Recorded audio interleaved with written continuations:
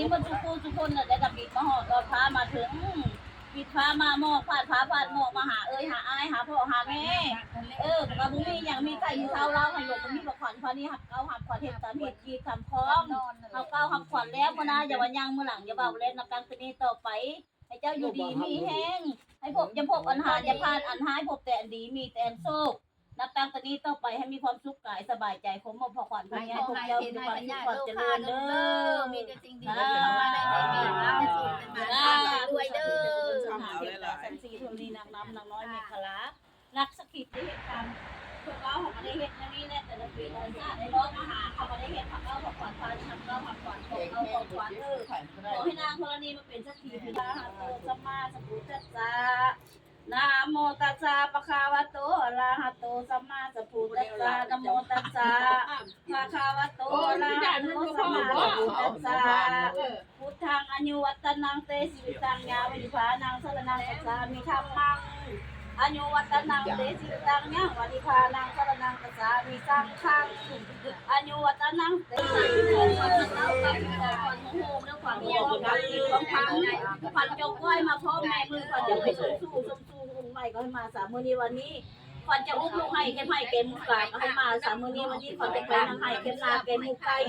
ก่อนจะไปนางให้แค่ห่วงทางหันหน้าเต่ามาก็หกให้ทางก็ไม่พาจะมนต์นางคนพันสัตว์จะมาเยอะก่อนก่อนจะไปส้มสู้เธอผูกเก็บสู้ให้มา3 มื้อนี้วันนี้ก่อนจะไปสู้ให้นะผมถูกกากให้มาวันนี้ก่อนจะไปนางให้แค่นาหมูไก่นับแต่มื้อนี้ต่อไปจะมาอยู่เฮือนจะแพงกูหนามาอยู่เฮือนจะคามุขี่มาอยู่เฮือนสองไปเกศแนนเพลงไอ้คนนี้เก็บขอใครขอวัดขอใครทั้งผมมือผิดปัดคนบ้านคนเองคนเก็บขอใครคนอะไรใครไม่ไปเจอเนี่ยมันดีคนเข้าวัดเจ้าโมน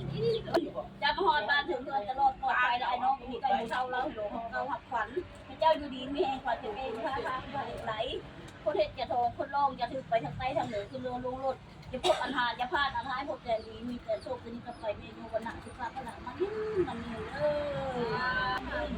มันเกิดจะได้เงินแสนเกณฑ์ไปได้เงินล้านออกจากบ้านดูได้เงินล้านเลย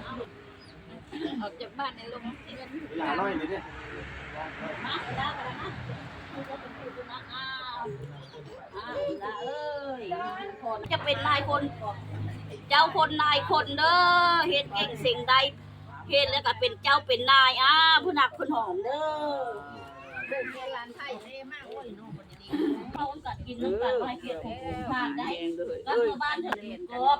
นอนรับเป็นพันมาผ่านเงินล้านออกจากบ้าน1 ล้านเลยก็ถูก โบเจ็บโบจน